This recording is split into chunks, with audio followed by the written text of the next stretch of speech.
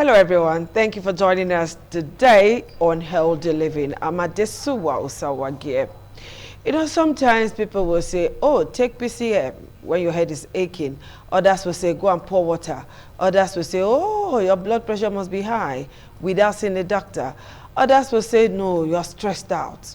Some other persons will say, just go and sleep. When you sleep, the headache will vanish. Today on the program, we want to look at headache. Simple, short, but means quite a lot. Depends on who the headache is disturbing. So Dr. Jolly Nusa Iguma, CMD, Jonas Medical Center here in Benin City, is with us in the studio, and he is going to be telling us a lot about headache today. And that is one common thing that disturbs nearly everybody. Hello, doctor. Good afternoon. Good afternoon, viewers. Thank you for finding time to be with us today. Thank you. So, doctor, what we're talking about today is headache. Please describe headache for us, or define it as the case may be. Yes. Headache is a pain in any part of the head. And pain has been described as abnormal or pleasant sensory or emotional experience caused by actual potential tissue damage. It therefore means that when the pain is restricted to any part of the head, or maybe the face, we'll say somebody has an headache. Okay. Most often than not, headache is a diagnosis that is already made by the patient per se, though it's a symptom. Headache is a symptom that everybody, for as much as you are alive, you will experience headache many times in lifetime. Everybody. Yes. Old, young, regardless of your age. Whether male, female. And the commonest neurological symptom worldwide is headache. That is to say that if there's an aberration within the central nervous system, that is the brain in particular, either the blood vessels of the brain, either the neurons, or either the carotid arteries, the cerebral arteries are compromised in any way, somebody can come down with an headache. Of course, some disease conditions share headache as a symptom. Okay. That is to say that headache can be classified into primary or secondary. Primary means that no disease condition, there's no underlying disease condition that is responsible for the headache. Of course, when somebody has malaria, one of the symptoms, other than fever, is headache. That's a secondary headache, because the cause of the headache is already known, that somebody has an underlying disease condition or a sickness that is responsible for headache.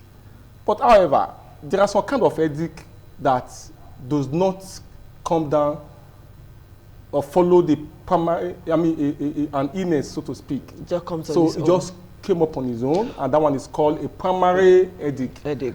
Okay, There so in a layman's language, now, you know, doctor, you like big grammar. You go really deep into medicine for us laymen. So for a layman, can you just tell us the causes of headache? Yes. If we are looking at the causes of headache, we should also be able to classify the type of headache. Okay. For example, the commonest primary headache is tension headache. Tension. Yes. And almost everybody is under tension, and For as particularly much as you live in a stimulating environment, you live in a stressful environment, you live a stressful lifestyle, one is bound to come down with headache. Tension headache. And the tension headache, though it's common in male than in female. Okay. With a ratio of 1 to 3. That is to say that this kind of headache is felt on the occipital part of the head. The site of the head will also determine the classification. Part of the head. What I mean is that the back of the head. That's the back of the head. That is where it starts from. You feel that tightness. It's like you are putting on a tight crown. You feel like a rubber band on your head. You feel the headache, after which it radiates, frontally. Okay, but it begins here at the back. Even causing visual disturbance. Headache. Yes. That is the tension headache.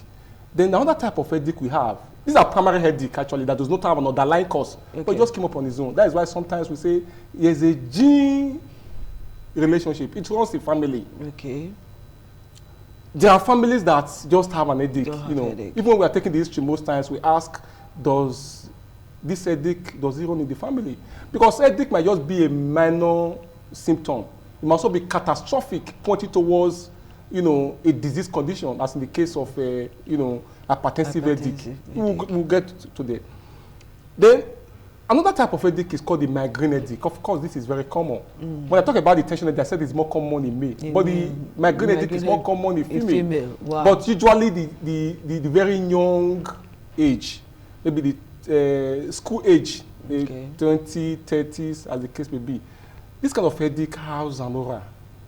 Okay. What it means is that there's a premonition, because migraine headache could be a simple type of headache. It could be a classical type. That is to say that in classical migraine, there's an aura. The person can feel a flash of light. You can feel a kind of a smell, and this headache can last minutes, hours, or even days. Wow. Before The there will be a migraine headache. remission. Yes. It's a disturbing headache, and I will tell you that headache is one of the symptoms that will make a child not to go to school. Headache is one of the symptoms that will make somebody to give an excuse of not going to work. But we commonize it, ordinary headache. You don't want to work or you don't want to go to school. And just imagine You somebody know? not going to school because of headache or because of this symptom of analysis, or somebody not going to work. So you expect economic, you know, reduction in terms of productivity with respect to workers, so to speak. So the migraine headache can also come down with nausea and vomiting. Okay. And it can result of visual disturbance. You see a kind of swollen eyes. You know, the person will tell you, I'm feeling the pain. The person normally touch the frontal part of the head. Part of the head. That is the migraine headache. Not only that, the migraine can also be so serious that it might result in what we call the status migrainosus. You see, sometimes you feel headache. When you take a rest, there will be a remission. It goes away.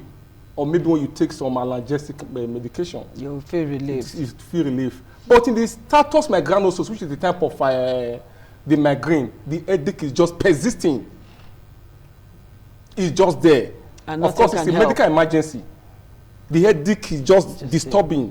You know, the person just feel that excruciating pain on the head. That might even be the cause or the reason for an admission. Other than the migraine headache, we have what they call the cluster headache. Okay. The cluster headache, of course, could follow a form of a post-traumatic, maybe an injury that one developed before in the past. It could also be a form of an hemicranial type of headache. That is to say that because of the cavarial tightening, you know, on the brain. In the type of headache, what these patients come down with is a kind of a pain on the eyes. They feel a kind of, you know, Not necessarily on the head now. yes, they feel this pain. You know, the kind of pain they feel is on the eyes. You know, they feel that is where they feel the headache. That's the Okay. particular site where they feel the headache. The eyes. Other than these three types of headache, we also have what we call the new daily persistent headache. New daily persistent. What it means is that in every day you feel this headache, but it doesn't last. It's not prolonged. The patient or the person, the sufferer, will always tell you that at a particular point of the day, maybe when I wake up, or maybe in the afternoon, or maybe when I go to bed, or when I wake up from the bed, it comes up. It's like a daily thing. That's why we call it new daily persistent headache. Okay. There's no underlying cause. It's not as a result of infection as the case may be. Then looking at the secondary type of headache, as I said earlier on, any infection, whether malaria, whether meningitis, whether Can give giant one's adenitis, whether encephalitis, whether schistocopial lesion, cancer within the brain, you know, can come down with headache. Get headache. But we have not discovered that there are some risk factors that will make some person predisposed to headache, just like the question you just asked me. For example, those who suffer primary headache, it could be traced to when they are seeing their menstruation, as in the case of female. When some females are seeing their menstruation, they will feel this kind of headache. Usually the migraine type of headache. So it becomes like a monthly thing, as the case may be. Not only that, when there is fluid or water deprivation, that might be the reason why the person will feel an headache. Stress, of course, is a general cause of headache. Not only that, so when there's sleep deprivation, when you don't sleep well, because the brain is the functional unit of the computer system in the human body. Your reasoning, your muscular movement is the brain that coordinates them. So when you sleep, the brain begins to heal itself, what we call restorative process of function. But when you don't sleep well, you are about to have an headache. Because headache is one of the commonest symptoms neurologically.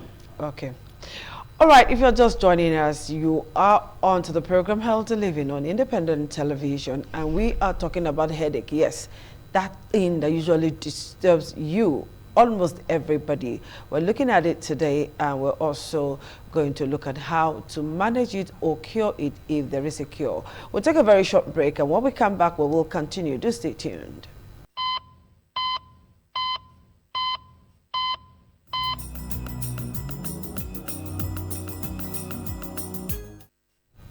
We're happy to have you join us again on Healthy Living, and we are looking at headache with Dr. Jolly Nusa Iguma, the CMD of Jonos Medical Center here in Benin City.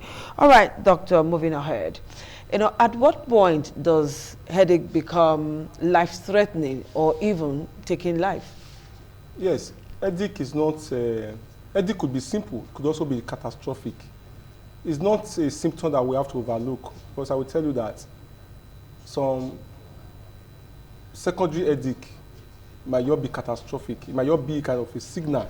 The headache will be a signal, and that's that danger is about to occur. Something dangerous. For example, somebody that is hypertensive. When most hypertension is a silent killer, and no symptom of hypertension have been reported in any way to say this is the symptom of hypertension. But I tell you that most severe hypertension, severe as a very severe hypertension, may manifest headache as a symptom. And stroke, there's a kind of what we call thunderclap headache. Thunderclap? Yes, thunderclap headache. People who survive a thunderclap headache will tell you that before it occurs, eventually the person will come down with paralysis or a stroke or a form of a subarachnoid hemorrhage or a bleeding within the brain. What happens is that the person feels this kind of a sound, in the head? Yes, on the head. They feel it. I will tell you that it's a very dangerous situation that will result to an admission. It's a medical emergency. And those who survive it will tell you that this is exactly how it started. They felt headache, they vomited, serious headache, after which they maybe went into a state of unconsciousness and became paralyzed, which is, from there they start managing them for cerebrovascular accident or stroke. Not only that, if there is a growth, what we call space occupied lesion, or a form of a tumor growing in the brain, usually if the growth is on the reticular activation, or the part of the brain that regulates consciousness, if there is a tumor that is growing there, this tumor may manifest headache as a symptom. After which the person will feel that headache, then lost consciousness. So headache is not a it can be a form of a signal announcing a danger. It might also just be a simple headache that follow the normal inflammation or disease condition, as the case of malaria, meningitis, encephalitis, as the case may be. So headache is not something that we have to overlook. We have to evaluate to know the cause of the headache. Is it headache that comes once in a while? Does it run in the family? Is there an aggravating, is there a precipitant?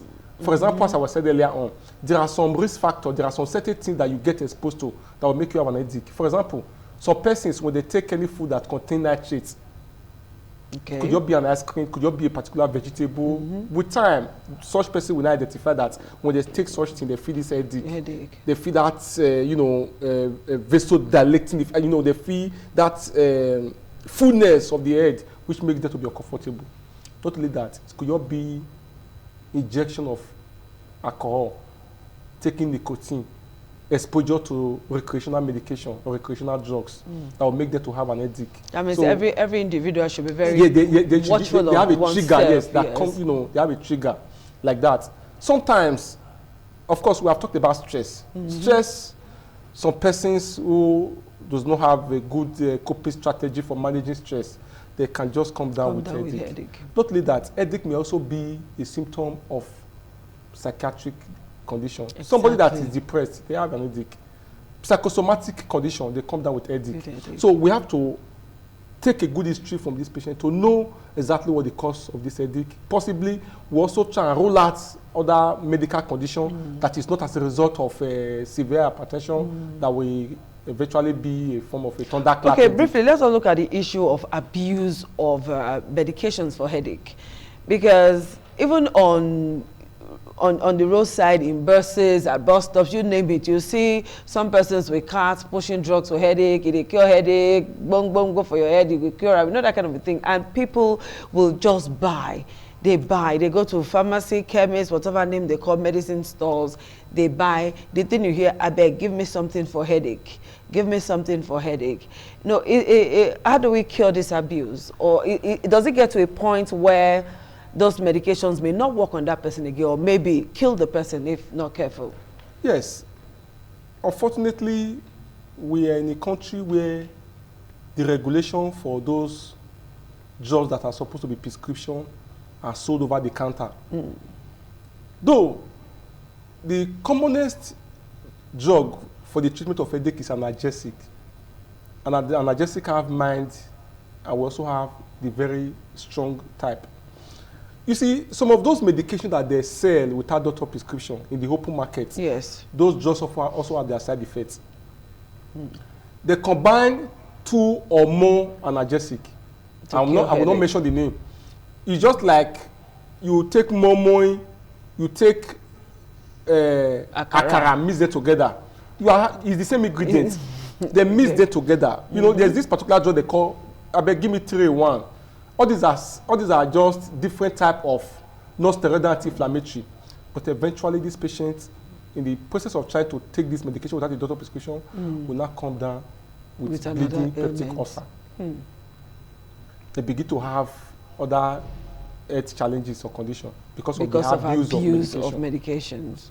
Iatrogenically, this person never had ulcer, but because of the quest for self-treatment for headache, you have now added another disease condition for yourself. Okay, at what point does headache kill, doctor? Yes. Headache, of course, can be catastrophic. For example, I made mention of thunderclap headache. Thunderclap headache is a kind of headache that follows a subarachnoid hemorrhage, which is a form of a stroke. So patients after that incident, within minutes or hours, they pass on. Not only that, if somebody has been having maybe headache once in a while and without evaluating this cause of headache, headache is not a thing that you are allowed to just be, that is persisting. For as much as the headache is not causing destruction in your normal routine function, you have to evaluate the cause of this headache. There's a need for you to meet your primary caregiver to know the cause of this headache. Because this headache might just be a space-occupied lesion, a form of a tumor that is growing in your brain. And this tumor might grow to a certain stage, then eat up the reticular activation system. That means it's blown off the area of the brain that is responsible for consciousness. And the person passes out. So, not only that, the headache might just be a kind of might be as a result of a rupture cerebral blood vessels. The brain itself, has its blood supply. The brain needs oxygen and nutrients. There are blood vessels in the brain that supplies, that gives the brain even nutrients for the brain to survive. If there's a burst in any of those blood vessels, one of the commonest symptoms to announce that something has gone wrong is headache. It's headache. So the commonest neurological symptom worldwide is headache. So headache is not just for you to live a good functional life. You want to have a good coordination. You have to have a good balancing. You have to have a good, focus. Headache is not a thing that you overlook. Okay, doctor, how do we treat headache as we begin to wrap up? Yes, I will tell you that not all headache responds to simple analgesic. Okay. What I mean is that not all headache will respond to pain reliever. There are some headache. So the simple medications we all know already. Exactly. Whether you are taking acetaminophen, commonest paracetamol that everybody knows about, simple headache, of course, you just take them, you feel relief. But I will tell you that there are some headache, for like tension headache, headache that is caused by anxiety, by stress. When you take analgesic, it might not. So you might need a kind of an anxiolytic medication, a form of, a tranquilizer, as the case may be. Sometimes you might even need an antidepressant for the treatment of an headache. As I said, yes. So headache is not as ordinary as ordinary, yes, exactly. So headache can also require a beta blocker, because headache that we know is, most of the mechanism of action of those drugs is to ensure that there's a vasoconstricting effect of the brain vessels. Because when there's a vasodilation, that is when you feel that heaviness of the head. Okay, in 30 seconds, doctor, what advice do you have for us? Yes. When you have an headache, there's a need for you to meet with a primary caregiver and ensure that you sleep well, eat good food, eat multivitamin. Vitamin D and B deficiency have also been, said to be associated with headache. So exercise very well. Exercise. Try and adopt good coping mechanism to cut down your stress as a way of preventing headache. Okay. All right, guys, this is all we're going to do today on the program Healthy Living, and I want to believe that you've learned a thing or two. For those of us who just rush to any medicine store, give me 1, 2 to cure this headache. No be so. We'll see you again next week. Bye-bye. Thank you, doctor.